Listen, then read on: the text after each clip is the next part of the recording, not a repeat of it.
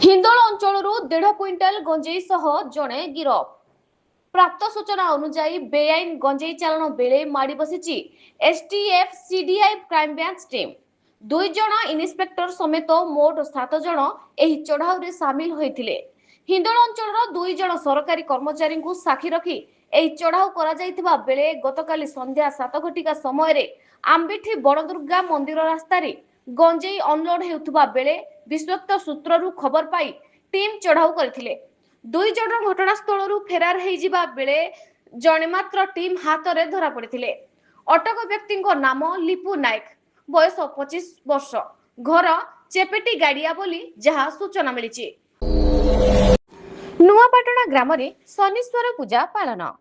ढेंकानाल जिला हिंदोल ब्लॉक रासोल पंचायत नुआपाटଣା ग्राम रे बैशाख मासर शेष शनिवार रे शनीश्वरंकर जन्मदिन अर्थात शनि ओषा पालित हो जाइछे।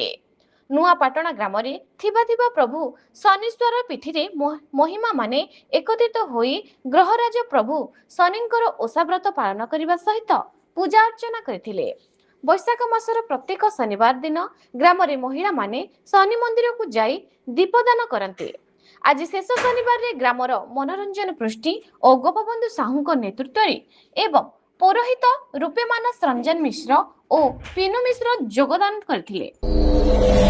विश्व मलेरिया दिवस पालन।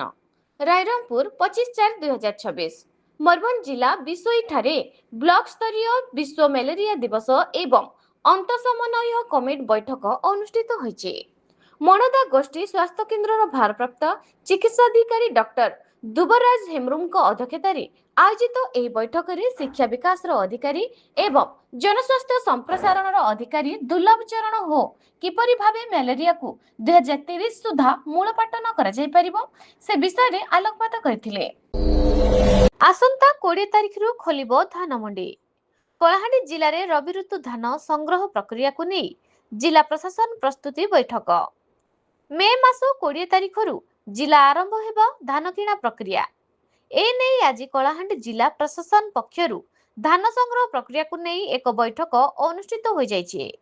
अनुष्ठित बैठक में जिलापाल पावर सचिन प्रकाश, धर्मगढ़ उपजिलापाल प्रख्या अग्रवाल, भवानीपाटଣା उपजिलापाल प्रभात परिडा, जिला मुख्य जोगाण अधिकारी सुजाता मिश्र समेत समस्त विभागीय अधिकारी और जिलार समस्त राइस मिल मालिक सामिल होइथिले।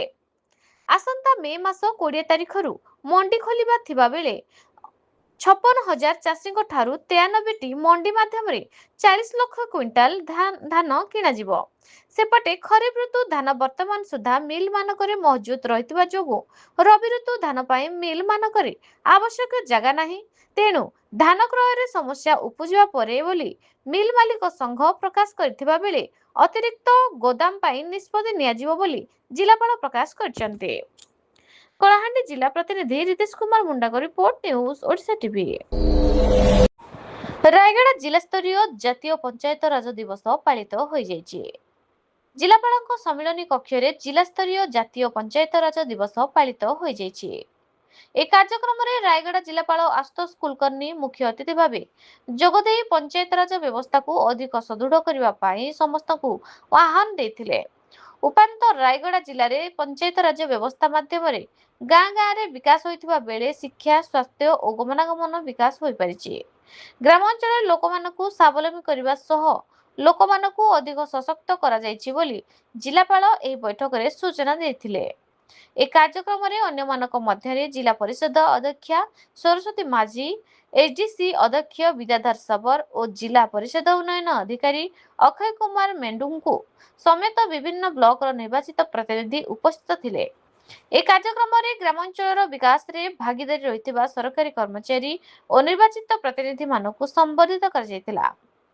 रायगढ़ जिला प्रतिनिधि विश्वनाथ मांडी का रिपोर्ट, न्यूज ओडिशा टीवी।